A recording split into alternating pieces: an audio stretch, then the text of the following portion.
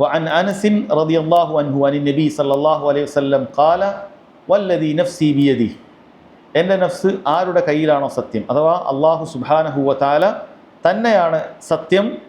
ലാ യുഅ്മിനു അബ്ദുൻ ഹത്താ യുഹിബ്ബ ലിജാരിഹി ഔ ലിഅഖീഹി മാ യുഹിബ്ബു ലിനഫ്സിഹി മുത്തഫഖുൻ അലൈഹി.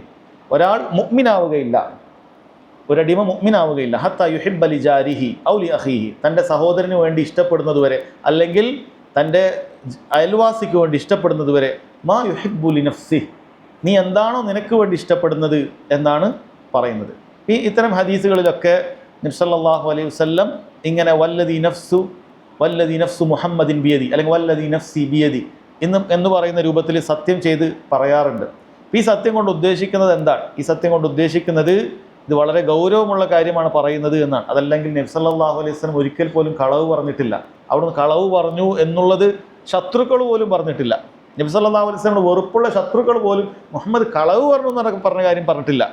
മറിച്ച് പറയുന്നത് ഇന്നതാണ്, അങ്ങനെയാണെന്നൊക്കെ പറഞ്ഞ ആക്ഷേപം പറഞ്ഞപ്പോഴും അവിടുന്ന് സത്യസന്ധനാണെന്നുള്ളത് മുശ്രിക്കുകൾക്ക് പോലും അറിയാം. പക്ഷെ എന്തിനാണ് സത്യം ചെയ്ത് പറയുന്നത്? ശേഷം പറയുന്ന കാര്യത്തിൻ്റെ ഗൗരവം മനസ്സിലാക്കി കൊടുക്കാനാണ്.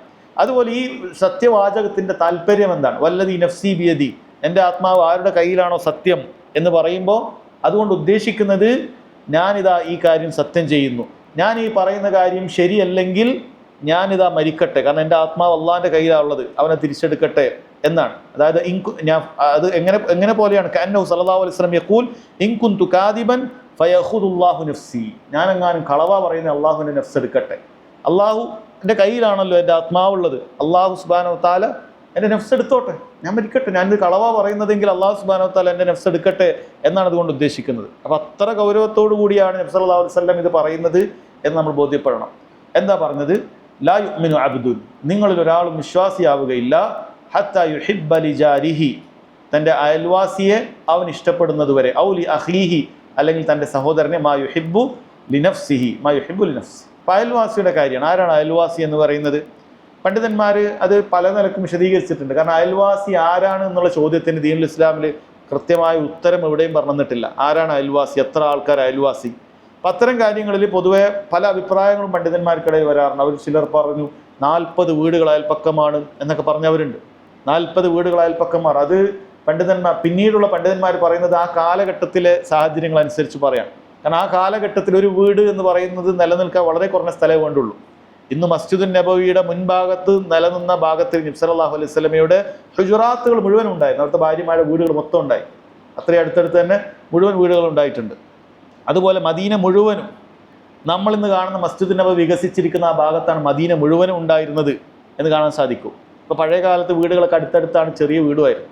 അപ്പോൾ അത് അവർ ആ കാലഘട്ടത്തിനനുസരിച്ച് പറഞ്ഞതാണ് എന്നുള്ളത് പിൽക്കാലത്ത് പണ്ഡിതന്മാർ പറയുന്നുണ്ട്. അതുകൊണ്ട് ഇത്തരം ഹദ്ദുകൾ, പരിധികൾ ദീനിൽ നിശ്ചയിച്ചിട്ടില്ലെങ്കിൽ അവിടെ അവർ പറയുന്നത് ഉർഫ് പ്രകാരമാണ്. അതായത് നാട്ടിൽ ഇപ്പോൾ എത്ര പേരെ ഏകദേശം അയൽവാസി എന്ന് പറയാറുണ്ട്, അതാണ് അവിടെ പരിഗണിക്കുക. ഇപ്പോൾ നാട്ടിൽ നമ്മൾ പറയല്ലോ, ഇതൊക്കെ നമ്മളെ അയൽവാസികളാണെന്ന് പറയും. ഇപ്പോൾ ഇവിടെയുള്ള ആളെ ഇപ്പോൾ ചങ്കുവെട്ടിയിലുള്ള ഏതെങ്കിലും വീട്ടുകാരെ കുറിച്ചിട്ട് അയൽവാസി എന്ന് ആരും പറയില്ല, അല്ല, അത് നമ്മൾ നാട്ടുകാരാണെന്നൊക്കെ നമ്മൾ പറയും. അല്ലെങ്കിൽ കോട്ടക്കൽ അങ്ങാടിയിലുള്ള ഒരാളെ കുഴിപ്പുറക്കാരൻ എൻ്റെ അയൽവാസിയാണെന്ന് പറയില്ല. ഈ ഇവിടെയുള്ള ഒരു അയൽവാസി എന്ന് പറയുമ്പോൾ നമുക്കറിയാം നമ്മൾ അയൽവാസി എന്ന് പറഞ്ഞാൽ ഇതൊക്കെയാണ്. അപ്പം അതൊക്കെയാണ് അവിടെ അയൽവാസി എന്നുകൊണ്ട് ഉദ്ദേശിക്കുന്നത്. ആ അയൽവാസികൾ തന്നെ എല്ലാവരും ഒരുപോലെയല്ല, അതും ഹദീസ് ഗ്രന്ഥങ്ങളിൽ കാണാൻ സാധിക്കും. നമ്മുടെ ഡോറിനോട് ഏറ്റവും അടുത്ത് നിൽക്കുന്ന വീട് ആരാണോ ഉള്ളത്, അവരാണ് നമ്മൾ ഏറ്റവും ബന്ധമുള്ള ആൾ. നമ്മുടെ ഡോറിനോട്, നമ്മുടെ വീടിൻ്റെ വാതിൽ തുറന്നാൽ അതിന് ഏറ്റവും അടുത്ത് ഏത് വീട്ടുകാരാണോ അവർക്കാണ് ഏറ്റവും കൂടുതൽ ഹക്ക് ഉണ്ടാവുക എന്നുള്ളതാണ് പറയുന്നത്. അതാണ് അവർക്കാണ് ഏറ്റവും കൂടുതൽ ഹക്ക് ഉണ്ടാവുക. അപ്പോൾ അയൽവാസി ആരാണ് എന്നുള്ളത് ആ നിലക്കാണ് പറയുന്നത്. അപ്പോൾ അയൽവാസിയെ സംബന്ധിച്ചിടത്തോളം എന്താ പറയുന്നത്? അയൽവാസിക്ക് വേണ്ടി നമ്മളൊരു കാര്യം ഇഷ്ടപ്പെടണം, മാ യുഹിബ്ബു ലിനഫ്സി, നമ്മൾ സ്വന്തത്തിന് വേണ്ടി ഇഷ്ടപ്പെടുന്നത്. ഇത് ഒരുപാട് ഹദീസിൽ വേറെയും ഇതുമായി ബന്ധപ്പെട്ട കാര്യം പറഞ്ഞിട്ടുണ്ട്. ലാ യുഅ്മിനു അഹദുക്കും ഹത്താ യുഹിബ്ബ ലിഅഖീഹി മാ യുഹിബ്ബു ലിനഫ്സിഹി എന്ന ഹദീസ് അങ്ങനെ തന്നെ വന്നിട്ടുണ്ട്. സ്വന്തത്തിന് ഇഷ്ടപ്പെടുന്ന കാര്യം തൻ്റെ സഹോദരന് ഇഷ്ടപ്പെടുന്നത് വരെ ഒരാൾ മുഅ്മിനാവുകയില്ല. ഇതിൽ പല മർത്തബയിലുള്ള ആളുകളുണ്ട്. ചില ആളുകൾ സ്വന്തത്തിന് ഇഷ്ടപ്പെടുന്ന കാര്യം സഹോദരന് വേണ്ടി ഇഷ്ടപ്പെടുക എന്നുള്ളതല്ല, മറിച്ച് സ്വന്തത്തിന് ഇഷ്ടപ്പെടാത്ത കാര്യം സഹോദരന് വേണ്ടി ഇഷ്ടപ്പെടുന്ന ആൾക്കാരുണ്ടാവും. ഞാൻ വെറുക്കുന്ന കാര്യം സഹോദരൻ ഉണ്ടാകണം എന്ന് വെച്ചാൽ അവൻ എന്തെങ്കിലും ഉപദ്രവം ഉണ്ടാകണം എന്ന് ആഗ്രഹിക്കുന്നത്, അതാണ് അതിൽ പെടുന്നത്. അപ്പോൾ അവനെന്തെങ്കിലും ഉപദ്രവം ഉണ്ടാകണം, അവൻ്റെ കാര്യം നീങ്ങി പോകണം, അത് നമ്മൾ സ്വന്തത്തിന് ഒരിക്കലും ആഗ്രഹിക്കൂല എന്ന് മാത്രമല്ല, നമ്മൾ സ്വന്തത്തിന് വെറുക്കുന്ന കാര്യമായിരിക്കും. രോഗം ഉണ്ടാവണം, സമ്പത്തിൽ ഇടിഞ്ഞു പോകണം, കച്ചവടം ഇല്ലാതായി പോകണം, പ്രയാസപ്പെടണം, അവൻ്റെ ബന്ധം ഇല്ലാതായി പോകണം, ഇങ്ങനെയൊക്കെ ആരും സ്വന്തത്തിന് ആഗ്രഹിക്കില്ല, നമ്മൾ സ്വന്തത്തിന് വെറുക്കുന്ന കാര്യമാണ്. അതുവരെ മറ്റുള്ളവർക്ക് ആഗ്രഹിക്കുന്ന ആൾക്കാരുണ്ട്. അവരാണ് ഇതിൽ ഏറ്റവും മോശപ്പെട്ട ആളുകൾ. അത് മനസ്സിലാക്കുക. രണ്ടാമത്തെ വേറെ ചില ആളുകൾ അവർ മറ്റൊരാൾക്ക് വേണ്ടി സ്വന്തത്തിന് ഇഷ്ടപ്പെടുന്ന കാര്യം ഇഷ്ടപ്പെടുകയില്ല. അവൻ പറയുക എന്താണ്, എന്നെക്കാളും കുറച്ച് കുറഞ്ഞത് മതി, എൻ്റെ അത്രയൊന്നും അവന് വേണ്ട, ഞാൻ ഇഷ്ടപ്പെടുന്ന എല്ലാ കാര്യം ഇഷ്ടപ്പെടില്ല. ഉദാഹരണത്തിന് ഇബ്നു ഖയ്യിം റഹിമഹുള്ളാഹ് പലയിടത്തും പറയുന്നത്, പല പണ്ഡിതന്മാരും പറയുന്നത്, ഞാൻ സ്വന്തത്തിന് നല്ലൊരു വാർപ്പും വീടാണ് എനിക്ക് ഇഷ്ടപ്പെടുന്നതെങ്കിൽ അതും അവന് വേണ്ട, ഓനൊരു ഓലപ്പര മതി, ഓലപ്പര മതി. അല്ലെങ്കിൽ എൻ്റെ കാർ ഇതാണെങ്കിൽ ആ കാർ അവന് വേണ്ട, അവൻ അതിൻ്റെ ചെറിയ കാർ മതി. എൻ്റെ അടുത്തൊരു ഇന്നോവ കാറുണ്ടെങ്കിൽ എനിക്കൊരു നാനോ കാറൊക്കെ മതി, അല്ലെങ്കിൽ അതിൻ്റെ താഴെയുള്ള കാർ മതി. അങ്ങനെയൊക്കെ നമ്മൾ ആഗ്രഹിക്കും. അങ്ങനെയുള്ള കാര്യം നമ്മളെക്കാളും താഴെ മതി. അത് അവനൊന്നും വേണ്ടാന്ന് ഉപദ്രവമൊന്നും ഉദ്ദേശിക്കുന്നില്ല, ആദ്യത്തെ ആളെ പോലെ അവന് ഉപകാരമൊക്കെ ഉണ്ടായിക്കോട്ടെ, പക്ഷേ എൻ്റെ താഴെ മതി. അവനും ഈ ഹദീസിൽ നിന്ന് പുറത്താണ്, അവൻ്റെ ഈമാനും ശരിയായിട്ടില്ല എന്നാണ്. മൂന്നാമത്തെ വിഭാഗം എനിക്കെന്താണോ ഉള്ളത് അതും അവനുണ്ടായിക്കോട്ടെ എന്ന് വിചാരിക്കും. എനിക്കെന്താ ഉള്ളത് അത് തന്നെ അവനുണ്ടായിക്കോട്ടെ, അവനും ഈ ഹദീസിൽ നിന്ന് പുറത്താന്നാണ്. കാരണം എന്താണ്, എനിക്കുള്ളത് സഹോദരൻ ഉണ്ടാകണം എന്ന് ആഗ്രഹിക്കലല്ല, മറിച്ച് നീ എന്താണോ ഇഷ്ടപ്പെടുന്നത് അത് സഹോദരന് വേണ്ടി ഇഷ്ടപ്പെടണം.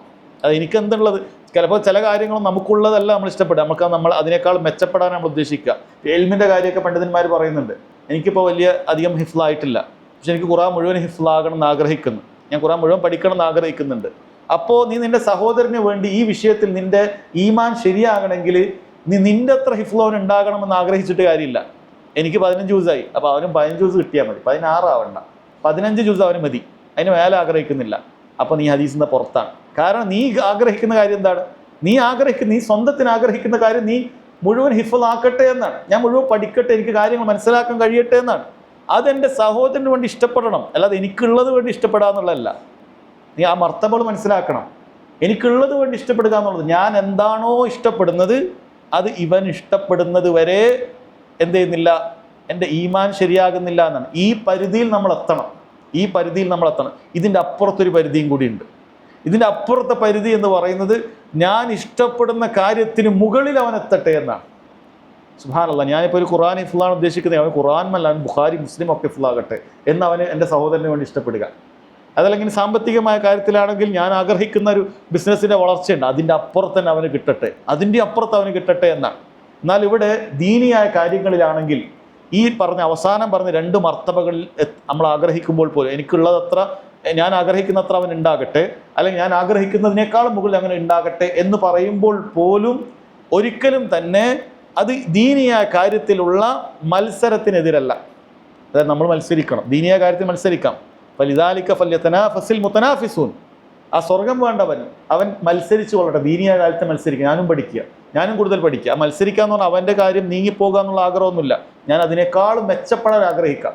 അല്ലാതെ നമുക്കിങ്ങനെ എല്ലാവരും നന്നാവട്ടെ, ഞാനിങ്ങനെ താഴെ ആവട്ടെ എന്നല്ല, ഞാൻ അവനേക്കാളും നന്നാവട്ടെ ദീനിൻ്റെ കാര്യത്തിൽ ആഗ്രഹിക്കണം. ഏത് കാര്യത്തിൽ? മസ്ജിദിൽ ഒരു സഫിൽ ഒരു സ്ഥലമേ ഉള്ളൂ, നമ്മൾ അവിടെ കിട്ടാൻ തന്നെ നമ്മൾ ആഗ്രഹിക്കണം. അല്ല, അവനൊക്കെ പോട്ടെ, ഞാൻ പുറയിലിരുന്നോളാം, എനിക്കിഷ്ടപ്പെടുന്ന കാര്യം അവന് വേണ്ടി ഞാൻ കൊടുത്തിരിക്കുന്നു, അവൻ വേണമെങ്കിൽ ഫസ്റ്റ് സഫിൽ പോയിക്കോട്ടെ എന്ന് താല്പര്യമില്ല. അങ്ങനെ മനസ്സിലാക്കരുത്. മറിച്ച് അവനും കിട്ടണമെന്ന ആഗ്രഹം നമുക്കുള്ളിൽ വേണം. ഒരിക്കലും അവനൊക്കെ ബാക്കിലാട്ടാൻ, ഒരിക്കലും ഫസ്റ്റ് സഫിൽ എത്തരുത് എന്ന ആഗ്രഹം നമുക്ക് ഉണ്ടാകാൻ പാടില്ല. അവനും എത്തട്ടെ, പക്ഷേ ദീനിയായ കാര്യത്തിന് മത്സരിക്കുന്നതിനെതിരല്ല. നമ്മൾ മത്സരിച്ച് മുന്നിലേക്ക് തന്നെ വരും, അത് അവൻ ഉണ്ടാകണം, നമ്മൾ മനസ്സിൽ ആഗ്രഹിക്കുകയും ചെയ്യും. അവനും കിട്ടട്ടെ, ഞാൻ ആഗ്രഹിക്കുന്നത് കിട്ടട്ടെ, അല്ലെങ്കിൽ അതിന് മുകളിൽ അവന് കിട്ടട്ടെ എന്ന ആഗ്രഹം എപ്പോഴും ഉണ്ടാകണം. ഇത് അയൽവാസിയുടെ കാര്യത്തിൽ പറയുന്നുണ്ട്, പിന്നെ ഈ ഹദീസിൽ തന്നെ ഔലി അഖീഹി എന്ന് പറയുന്നുണ്ട്. അയൽവാസിയുടെ കാര്യത്തിൽ ഇത് പറയുമ്പോൾ ഒരിക്കലും നമ്മൾ എന്ത് ചെയ്യില്ല, ഈ ഹദീസിന് നമ്മൾ താല്പര്യം മനസ്സിലാക്കണം. അയൽവാസിക്ക് നമ്മൾ എന്തെങ്കിലും ഉപദ്രവം ഉണ്ടാക്കുമോ? ഇത് ചുരുക്കത്തിൽ അയൽവാസി ഉപദ്രവിക്കരുത് എന്ന് വളരെ വ്യക്തമായി ഹദീസിൽ നമുക്ക് പറഞ്ഞു തരികയാണ്. കാരണം ഉപദ്രവം നമ്മൾ ആഗ്രഹിക്കും. നമ്മൾ പല കാര്യങ്ങളും, നമ്മൾ കുറച്ച് വേസ്റ്റ് എടുത്തിട്ട് നമ്മളെടുത്തുള്ളത് അയൽവാസിയുടെ പറമ്പിൽ കൊണ്ടുപോയി തട്ടുക. ആരെങ്കിലും അത് ചെയ്യുന്ന സ്വന്തത്തിന് നമ്മൾ ഇഷ്ടപ്പെടുക, നമ്മൾ ചിന്തിക്കുക, വേറൊരാൾ ഈ വേസ്റ്റ് കൊണ്ടുവന്ന് നമ്മളിലേക്ക് കൊണ്ടുവരിക, അല്ലെങ്കിൽ അവരുടെ എന്തെങ്കിലുമൊക്കെ രൂപത്തിൽ ഒഴിവാക്കേണ്ട കാര്യം നമ്മളെ ഭാഗത്തേക്ക് ഇടുക, നമ്മൾ ആഗ്രഹിക്കുകയില്ല. അല്ലെങ്കിൽ നമ്മളെ സ്ഥലം ഒരല്പം, 1/2 സെൻറ്റ് വേറെ ആരെങ്കിലും കവർന്നെടുക്കുക നമ്മൾ ഇഷ്ടപ്പെടുമോ? ഇല്ല. അപ്പോൾ നമ്മൾ സഹോദരനെ നമ്മൾ ഇഷ്ടപ്പെടാൻ പാടില്ല. അപ്പോൾ ഇത് വളരെ പ്രധാനപ്പെട്ട എല്ലാ കാര്യങ്ങളും ഉൾക്കൊള്ളുന്ന ഹദീസാണ്. നമുക്ക് വേണ്ടി ഇഷ്ടപ്പെടുന്നത് സഹോദരന് വേണ്ടി ഇഷ്ടപ്പെടുക എന്ന് പറയുമ്പോൾ അതെല്ലാം പറഞ്ഞു തരും. നമ്മൾ ഒരിക്കലും തന്നെ നമുക്കൊരു ദോഷം ഉണ്ടാകുന്നത് ഇഷ്ടപ്പെടുകയില്ല. അതുകൊണ്ട് തന്നെ എന്ത് ചെയ്യില്ല, നമ്മൾ സഹോദരനും അത് ഇഷ്ടപ്പെടുകയില്ല. ഇനി ഈ പറയുന്ന ലാ യുഅ്മിനു അഹദുക്കും എന്ന് പറയുന്നത് ഒരിക്കലും നമ്മൾ കാഫിറാകുമെന്നല്ല, അത് നമ്മൾ മനസ്സിലാക്കണം. ലാ യുഅ്മിനു അഹദുക്കും വിശ്വാസിയാവുകയില്ല എന്ന് പറയുമ്പോൾ ഈമാൻ പൂർണ്ണമായി പോകുന്നല്ല, മറിച്ച് ഇവിടെ ഉദ്ദേശിക്കുന്നത് ഈമാൻ്റെ കമാലാണ്, പൂർണ്ണതയാണ്. കാരണം ശേഷം പറയുന്ന പ്രവൃത്തികൾ ഈമാനെ പൊളിച്ചു കളയുന്ന പ്രവൃത്തിയല്ല.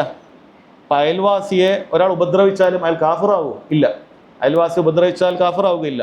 അഹ്ലുസുന്നത്തിന്റെ വിശ്വാസപ്രകാരം ഒരു മനുഷ്യൻ മറ്റൊരു മനുഷ്യനെ കൊന്നാൽ പോലും കാഫിറാവുകയില്ല. അത് ഖവാരിജുള്ള വിശ്വാസമാണ്. അതുകൊണ്ട് തന്നെ അയൽവാസിയെ സ്നേഹിക്കാത്തവൻ, അല്ലെങ്കിൽ അയൽവാസിക്ക് വേണ്ടി താൻ ഇഷ്ടപ്പെടുന്ന കാര്യം ഇഷ്ടപ്പെടാത്തവൻ മുഅ്മിനാവുകയില്ല എന്നാണ് നേർക്കുനേരെ പറഞ്ഞിട്ടുള്ളത്. അതിൻ്റെ അർത്ഥം അവൻ്റെ ഈമാൻ പൂർണ്ണമാവുകയില്ല എന്നാണ്. അത് ഇജ്മാ ഉള്ള പണ്ഡിതന്മാർക്കിടയിൽ അഭിപ്രായ വ്യത്യാസമില്ലാത്ത കാര്യമാണ്. അതിൻ്റെ അർത്ഥം ഒരാൾ കാഫിറാകുമെന്നല്ല. അയൽവാസിക്ക് വേണ്ടി ഇഷ്ടപ്പെടാത്തത്, അയൽവാസിക്ക് വേണ്ടി ഞാൻ ഇഷ്ടപ്പെടാത്ത കാര്യം ഇഷ്ടപ്പെടുകയോ അല്ലെങ്കിൽ ഞാൻ ഇഷ്ടപ്പെടുന്ന കാര്യം അവൻ ഇഷ്ടപ്പെടാതിരിക്കുകയോ ചെയ്താൽ നമ്മൾ കാഫിറായി എന്നല്ല അതുകൊണ്ട് ഉദ്ദേശിക്കുന്നത്. നമ്മുടെ ഈമാൻ്റെ പൂർത്തീകരണം അവിടെ സംഭവിച്ചിട്ടില്ല എന്നാണ് പറയുന്നത്. അപ്പം അത് സഹോദരങ്ങളെ നമ്മൾ എന്ത് ചെയ്യുക, വളരെ പ്രാധാന്യത്തോടു കൂടി മനസ്സിലാക്കുക. നമ്മുടെ ഈമാൻ അത് പൂർണ്ണമാകണമെങ്കിൽ ഈ പറഞ്ഞ രൂപത്തിൽ നമ്മൾ എന്ത് ചെയ്യണം, നമ്മുടെ സ്നേഹം, നമ്മൾ ആഗ്രഹിക്കുന്ന കാര്യം നമ്മുടെ സഹോദരനും ഉണ്ടാകണം എന്ന് വളരെ ഗൗരവത്തിൽ നമ്മൾ മനസ്സിലാക്കുക. അപ്പം അയൽവാസിയുമായി ബന്ധപ്പെട്ട വിഷയങ്ങൾ ഒരുപാടുണ്ട്. അതിലൊരു ചുരുക്കം മാത്രമാണ്. നബി സ്വല്ലല്ലാഹു അലൈഹി വസല്ലം ഒരിക്കൽ പറയുന്നുണ്ട്, ജിബ്രീൽ അലൈഹി സ്വലാത്തു വസ്സലാം ഇങ്ങനെ വന്നുകൊണ്ട് ഇങ്ങനെ അയൽവാസിൻ്റെ ഹക്ക് ഇങ്ങനെ പറഞ്ഞുകൊണ്ടേയിരുന്നു. ഇങ്ങനെ വന്നു, വീണ്ടും പറഞ്ഞു, വേറൊരു ഹക്കുകൾ പറഞ്ഞു. അവസാനം ഞാൻ ധരിച്ചുപോയി, നമ്മളൊരാൾ മരിച്ചാൽ നമ്മുടെ അനന്തര സ്വത്ത് അയൽവാസിക്കും കൊടുക്കേണ്ടി വരുമോ? അത്രയുണ്ട് ഹക്കുകൾ. അതൊരു സ്വന്തക്കാരെ എങ്ങനെയാണോ പരിഗണിക്കേണ്ടത്, നമ്മൾ ബന്ധുക്കളെ പരിഗണിക്കേണ്ടത്, അതുപോലെ പരിഗണിക്കേണ്ട കാര്യങ്ങൾ ഇങ്ങനെ പറഞ്ഞു കൊടുത്തുകൊണ്ടേയിരുന്നു. അങ്ങനെ ഞാൻ അവസാനം തോന്നിപ്പോയി, ഇനി അയൽവാസിക്ക് അനന്തര സ്വത്തിൽ വല്ലതും അവകാശം ഉണ്ടായിരിക്കും. ആ രൂപത്തിൽ വരെ നബി സല്ലല്ലാഹു അലൈഹി വസല്ലം, ആ രൂപത്തിൽ വരെ ജിബ്രീൽ ഇങ്ങനെ വഹി, അള്ളാഹിൻ്റെ കൽപ്പനകൾ ഇങ്ങനെ പറഞ്ഞുകൊണ്ടേയിരുന്നു എന്ന് നബി സല്ലല്ലാഹു അലൈഹി വസല്ലം പറയുന്നത് കാണാൻ സാധിക്കും.